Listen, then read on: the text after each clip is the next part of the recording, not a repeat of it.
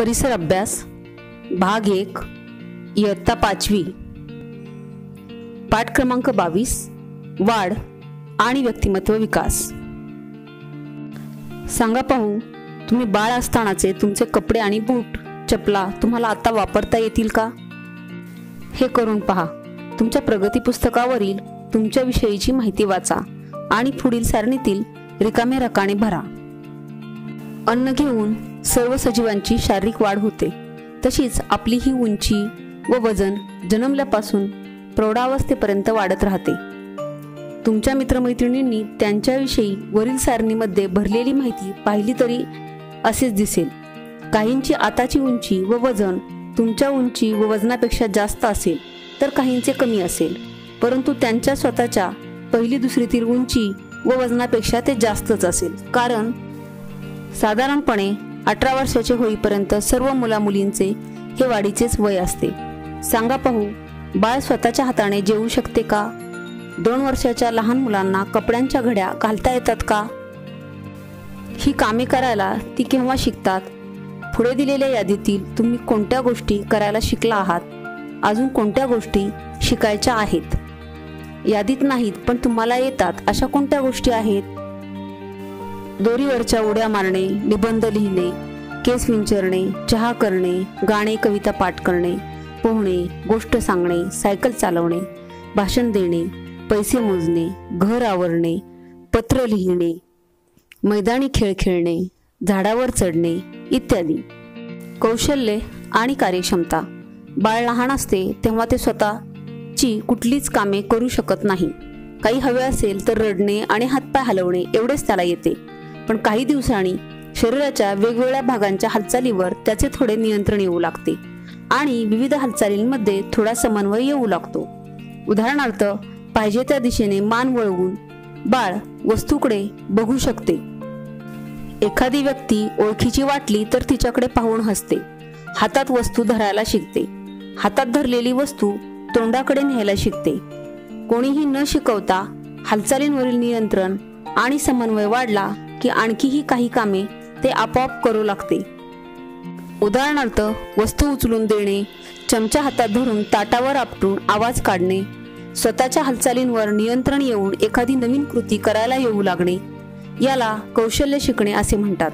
बाळ पहिल्या वेळी आईला किंवा वडिलांना पाहून आई किंवा बाबा म्हणते किंवा आधार न घेता पहिले पाऊल टाकते तेव्हा सर्वांना काय वाटते? तेव्हा ते काय करतात? विविध कौशल्य शिकताना स्वतः बाळाला व इतरांनाही आनंद होतो। ते बाळाचे कौतुक करतात। बाळ त्याच त्या हालचाली पुन्हा पुन्हा करते। असे केल्याने त्या कामांचा बाळाला भरपूर सराव होतो आणि त्याची ताकदही वाढते। हळूहळू बाळ नवीन शिकलेली कामे न चुकता व अधिक सहजतेने करू लागते, म्हणजेच बाळाची कार्यक्षमता वाढते। दिवसेंदिवस आपण शिकत राहतो, त्याच्या आधारे नवी कौशल्य आत्मसात करणे सोपे होऊ लागते। उदाहरणार्थ, वस्तू धरायला येऊ लागली की बाळ चेंडू फेकायला शिकू शकते। चालायला येऊ लागले की धावणे, जिना चढणे, फेकलेला चेंडू पकडणे अशा अधिक कठीण कामे शिकता येतात। त्यात आपल्या रोजच्या जीवनातील आवश्यक अशी ही कामेही असतात। उदाहरणार्थ, स्वतःच्या हाताने जेवणे, तोंड धुणे, अंघोळ करणे, कपडे घालणे इत्यादी।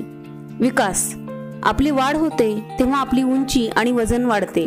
वयाप्रमाणे आपली शारीरिक ताकदही वाढते। त्याचबरोबर आपण अनेक कौशल्य शिकत राहतो। अशा प्रकारे प्रत्येक व्यक्तीची प्रगती होत असते। यालाच विकास होणे असे म्हणतात। निरीक्षण करा। एखादी गाय किंवा मांजर आपल्या पिलांसाठी काय काय करते, तसेच ते वासरू किंवा मांजरीचे पिलू जन्म झाल्यापासून आपण काय काय शिकते याचे निरीक्षण करण्याचा प्रयत्न करा। हे प्राणी स्वतःचे अन्न मिळवणे, ऊन पावसापासून व शत्रूपासून स्वतःचे संरक्षण करणे ही कौशल्ये ते आईकडून हळूहळू शिकतात। त्यानंतर ती आईला सोडून स्वतंत्र जीवन जगू लागतात। प्राण्यांसाठी आवश्यक अशी कौशल्ये अगदीच मर्यादित असतात। त्या मानाने स्वतंत्रपणे जगण्यासाठी आपल्याला खूप काही शिकावे लागते। माहिती मिळवा। वाघाची किंवा हत्तीची पिल्ले किती वर्ष झाल्यावर स्वतंत्रपणे जगू लागतात? तुलना करा। फुटबॉल खेळणे, लगोरी खेळणे, स्वयंपाक बनवणे, इस्त्री करणे, किरकोळ किराणा सामान आणणे, आजारी व्यक्तीची शुश्रूषा करणे, सारांश लेखन करणे अशी कामे तुम्ही करू शकता का? मतदान करणे, वाहने चालवणे ही कामे करण्याची कायदेशीर परवानगी ठराविक वयातच असते, ती तुम्ही का? जरा डोके चालवा. आपण या पाठात आतापर्यंत अनेक कौशल्यांचा उल्लेख केला. त्यापैकी कोणकोणती कौशल्ये तुम्हाला नाही आली तरी चालेल? कोणती कौशल्ये आवश्यक आहेत? विचार करा. तुम्हाला कोणती कामे करायला आवडतात, पुढे कोणती करायला आवडतील? कोणत्या गोष्टी तुम्ही कधीकधी फक्त मनोरंजनासाठी कराल? कोणत्या गोष्टी तुम्ही रोजच्या रोज व्यवसाय म्हणून करण्यासाठी आवडतील? चालण्या धावण्यासारखी सुरुवातीची काही कौशल्ये आपल्यात वयाप्रमाणे आपोआप येत असतात, परंतु नंतरची अनेक कौशल्ये आपल्याला कोणीतरी शिकवावी लागतात. आपले आई वडील, शिक्षक, इतर मोठी माणसे या सर्वांकडून आपण अनेक कौशल्ये शिकत असतो.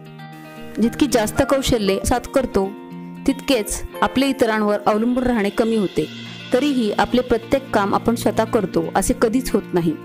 उदाहरणार्थ, प्रत्येक व्यक्ती स्वतःचे कपडे शिवत नाही किंवा स्वतः शेती करत नाही, परंतु स्वतःची कामे पूर्ण होतील याची जबाबदारी स्वतः घ्यायला शिकले पाहिजे. जरा डोके चालवा. सायली 6वीत आहे. तिचा वर्ग सहलीला जाणार आहे. आई सर्वांसाठी लाडू करून देणार आहे, पण तिला सायलीची मदत हवी आहे. त्यासाठी सायली आईला कोणकोणती मदत करू शकेल? एवढे काम करण्यासाठी तिला कोणकोणती कौशल्ये उपयोगी पडणार आहेत? अनुवंशिकता. आपली उंची किती वाढते? वयाच्या 18 वर्षापर्यंत साधारणपणे आपली उंची वाढते हे तुम्ही शिकला आहात. तुमच्या ओळखीतील 18 वर्षे किंवा त्यापेक्षा जास्त वयाचे लोक आठवा. त्यापैकी आई वडिलांपेक्षा खूप उंच आणि खूप कमी उंचीचे असलेले किती लोक आहेत ते पहा. आपले दिसणे, आपली अंगकाठी अशी अनेक शारीरिक लक्षणे साधारणपणे आपल्या आई वडिलांसारखी असतात. एका कुटुंबातील लोकांमध्ये अनेक बाबतीत साम्य दिसून येते. आपली काही लक्षणे आपले आजी आजोबा, मामा मावशी किंवा काका आत्यांसारखी असतात, म्हणून कित्येक वेळा त्यांना ओळखणारे पण पूर्वी आपल्याला कधीही न भेटलेले लोक अशा साम्यावरून आपल्याला ओळखतात. आपल्या कुटुंबियांसारखी आपल्यामध्ये जन्मतःच अनेक लक्षणे येणे याला अनुवंशिकता म्हणतात. आपली अनेक लक्षणे आपल्या नातेवाईकांसारखी असली तरी जन्मतः आपल्यामध्ये कोणती लक्षणे अनुवंशिकतेने येतील आणि कोणती येणार नाहीत यावर कोणाचेही नियंत्रण नसते. वाचा आणि विचार करा. एका कारखानदाराने खूप मेहनतीने आपला व्यवसाय वाढवला होता. त्याचे 3 सहाय्यक होते. आपण थकलो की हा कारखाना सांभाळायला कोणाकडे द्यावा हे ठरवण्यासाठी त्याने एक प्रयोग करण्याचे ठरवले. त्यासाठी त्याने प्रत्येकाला 5 लाख रुपये दिले आणि त्या रकमेचे त्यांना पाहिजे ते करण्यास सांगितले. 1 वर्षानंतर कारखानदाराने तिघांनाही बोलावून त्यांनी पैशाचे काय केले ते विचारले. पहिला सहाय्यक: तुम्ही दिलेले पैसे मी अगदी सुरक्षित ठेवले आहेत. माझ्याशिवाय ते कोणाच्या हाती लागू शकणार नाही. तुम्ही म्हणाल तेव्हा ते तुम्हाला आणून देतो. दुसरा सहाय्यक: आपण वर्षातून एकदा आपल्या कामगारांना बोनस देतो. या वेळेला मी सर्वांना दुप्पट बोनस दिला आणि मेजवानीही दिली. आपले सर्व कामगार खूप खुश झाले. माझ्याकडचे पैसे मी असे सत्कारणी लावले. तिसरा सहाय्यक: तुम्ही दिलेल्या पैशातून मी एक अधिक चांगले मशीन आणले. त्यामुळे आपले उत्पादन 5 पटीने वाढले. शिवाय उत्पादनाचा दर्जा सुधारला म्हणून त्याला खूप मोठी मागणी येत आहे. 7-8 महिन्यातच जवळजवळ 25 लाख रुपये फायदा झाला. मजुरांना कॅन्टीनची गरज होती म्हणून 10 लाख रुपये वापरून मी कॅन्टीन बांधले. 5 लाख रुपये आपल्या कारखान्याच्या कामगार कल्याण निधीत टाकले.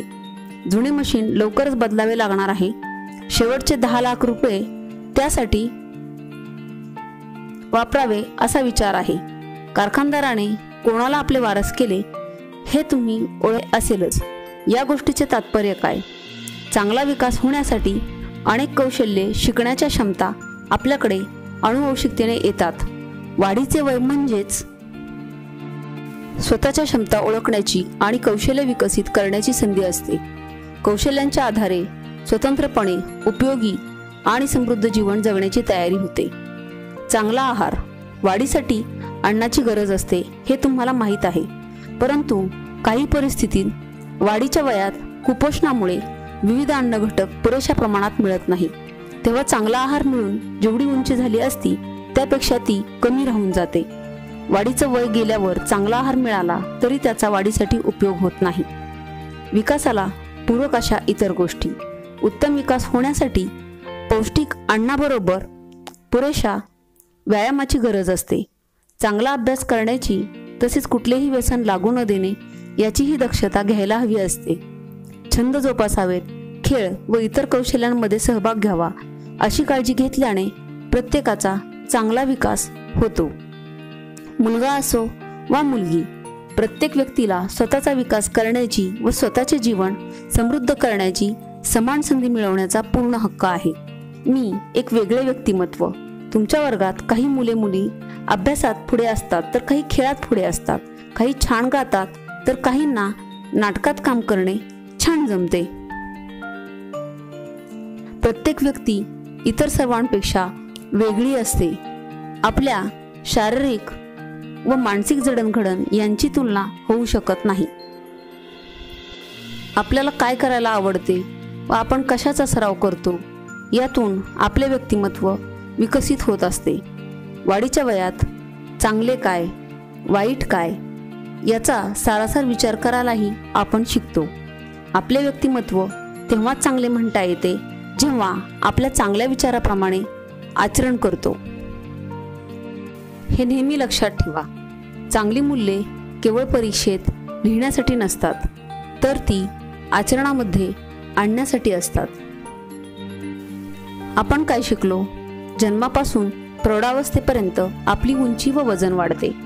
बाळ लहान असते तेव्हा ते स्वतःची कुठलीच कामे करू शकत नाही. अनेक आई वडील, शिक्षक व इतरांकडून आपण अनेक कौशल्य शिकतो. एका कुटुंबातील लोकांमध्ये अनेक बाबतीत साम्य दिसून येते. तरीही प्रत्येक व्यक्ती इतर सर्वांपेक्षा वेगळी असते.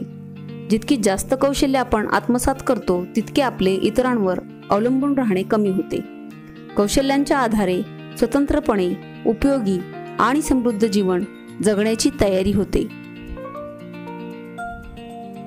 Thank you very much. Like, share and subscribe.